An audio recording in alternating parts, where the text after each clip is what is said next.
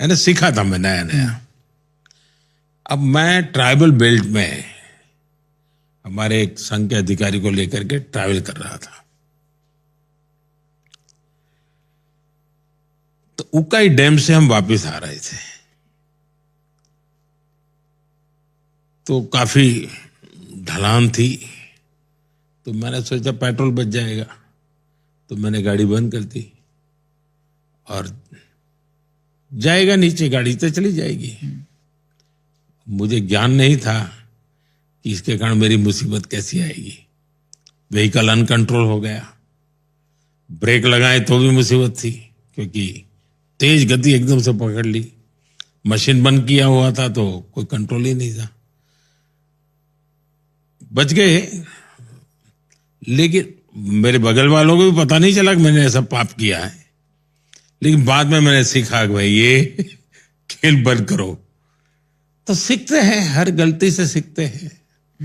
तो मैं बिल्कुल साफ मानता हूं कि अनुभवों से ही जिंदगी का जितना ज्यादा संवरना होता है वो अनुभव से होता है जी।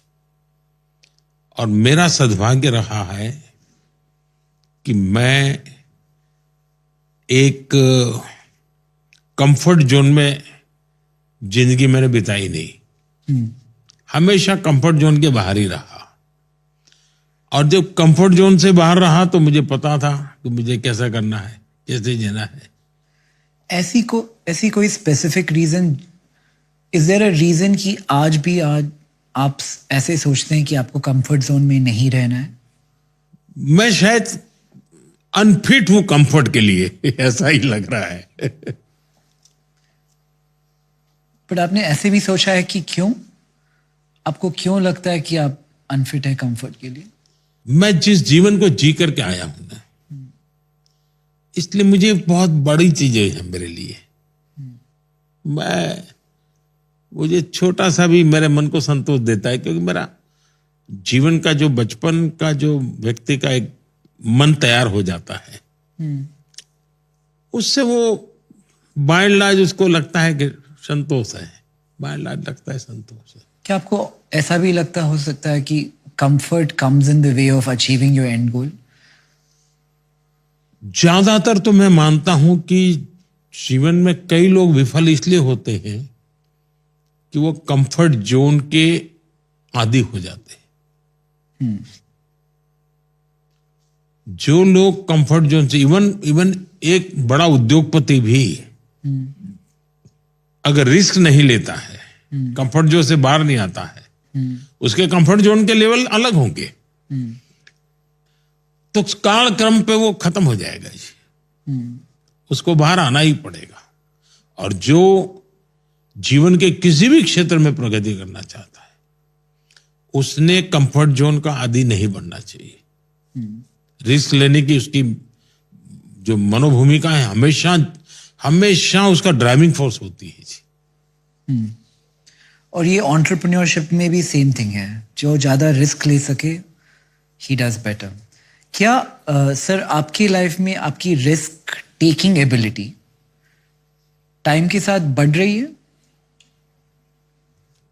मुझे लगता है मेरी जो रिस्क टेकिंग कैपेसिटी है उसका अभी फुल यूटिलाइजेशन हुआ ही नहीं है, बहुत कम हुआ है। मेरी बहुत रिस्क टेकिंग कैपेसिटी शायद अनेक गुना ज्यादा होगी। इसका कारण है कि मुझे परवाह ही नहीं है। मैंने अपने विषय में कभी सोचा ही नहीं है जी। और जो खुद के लिए नहीं सोचता है उसके पास रिस्क टेकिंग कैपेसिटी का कोई यानी बेहिसाब होती है। मेरा केस ऐसा है। अगर आप आज के दिन, आज मैं ये नहीं हूं, कल ये नहीं रहूंगा तो मेरा क्या होगा, कोई लेना देना ही नहीं मेरा तो।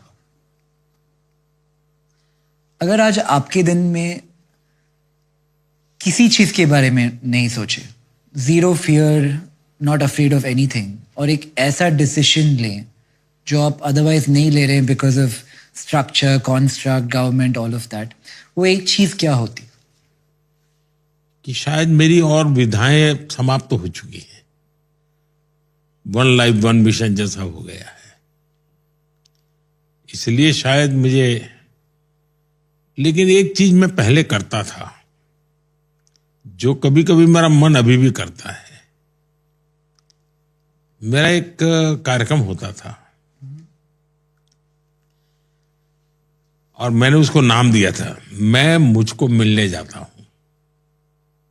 मैं मुझको मिलने जाता हूं, यानी कभी कभी हम खुद को ही नहीं मिलते, दुनिया को तो मिलते हैं, खुद को मिलने के लिए समय ही नहीं है। तो मैं क्या करता था, साल में कोई समय निकाल के 3-4 दिन मेरी जितना जरूरत है उतना सारा लेकर के चल पड़ता था और उस जगह पे जाके रहता था जहां कोई मनुष्य ना हो, कहीं पानी की सुविधा मिल जाए, बस ऐसी जगह में ढूंढता था, जंगलों में कहीं। उस समय तो ये मोबाइल फोन वगैरह तो कुछ था ही नहीं, अखबार वगैरह कुछ सवाल नहीं उठता था। तो वो जीवन का मेरा एक अलग आनंद होता था,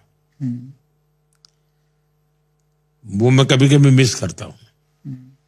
और उस दौरान आपने कुछ सीखा अपने बारे में कि जब आप अपने साथ थे अकेले में, फिलॉसफी में जैसे कि बहुत लोग कहते हैं कि the most important interesting question in life is why am I how I am.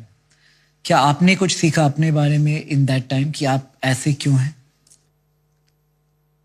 अपने आप में खो जाना, बस यही एक बात है। एक उदाहरण बताता हूं इससे क्या हुआ। शायद 80s का कालखंड होगा। मैंने तय किया कि मैं रेगिस्तान में रहूंगा, तो मैं चल पड़ा। लेकिन रेगिस्तान में मैं भटकता ही गया, लेकिन एक दिया दिखता था, लेकिन मैं पहुंच ही नहीं पाता था। तो कोई मुझे कैमल वाला मिल गया। बोले, भाई तुम क्या कर रहे हो यहाँ पर? मैंने कहा, भाई मैं रेगिस्तान में अंदर जाना चाहता हूँ। उसने कहा, ऐसा करो, अभी मेरे साथ चलो, वो जो सामने लाइट दिखती है वो एक आखिरी गांव है, मैं तुम्हें वहां तक छोड़ देता हूं, रात को वहां रुक जाना और सुबह फिर कोई वहां से तुम्हें मिल जाए तो मुझे ले गया। कोई गुलबेग करके मुस्लिम सज्जन थे, उनके यहाँ ले गया। अब वो छोटा सा गांव धोरड़ो, जो पाकिस्तान की सीमा पर भारत का आखिरी गांव है, होता है 20-25 घर और सभी मुस्लिम परिवार। तो आतिथ्य सत्कार तो हमारे देश में है ही है। उनका, भाई बच्चे तुम आओ भाई। मैंने कहा, नहीं मुझे तो जाना है। तो बोले, नहीं जा सकते रेगिस्तान में भी, तो तुम्हें अंदाज है माइनस टेम्परेचर होगा, तुम कैसे रहोगे वहां? अभी रात को यहाँ सो जाओ, तुम्हें सुबह दिखाएंगे। खैर रात को मैं उनके यहाँ रुका, उन्होंने खाना वाना खिलाया। मैंने कहा, भाई मुझे तो अकेले रहना है, कोई चाहिए नहीं मुझे। बोले, तुम अकेले रह ही नहीं सकते, तुम्हें यहाँ एक हमारा छोटा सा झोपड़ी है, तुम वहां रहो और उस दिन में चले जाना तुम रण में, रात को वापिस आ जाना। मैं गया, वो वाइट रण था और कल्पना बाहर का। वो एक दृश्य ने मेरे मन को इतना छू लिया, जो चीजें मैंने मेरे हिमालयन लाइफ में अनुभव की थी, बर्फ की चट्टानों के बीच में जिंदगी गुजारना, यहां मैं वही दृश्य अनुभव कर रहा था और मुझे एक स्पिरिचुअल फीलिंग आता था। लेकिन वो जो दृश्य मेरे मन में था, जब मैं मुख्यमंत्री बना तो मैंने वहां एक रणोत्सव बड़ा इवेंट बना दिया और आज वो टूरिज्म का बहुत बड़ा डेस्टिनेशन बन गया है और अभी ग्लोबली बेस्ट टूरिस्ट विलेज का उसको दुनिया में नंबर 1 इनाम मिला है उसको।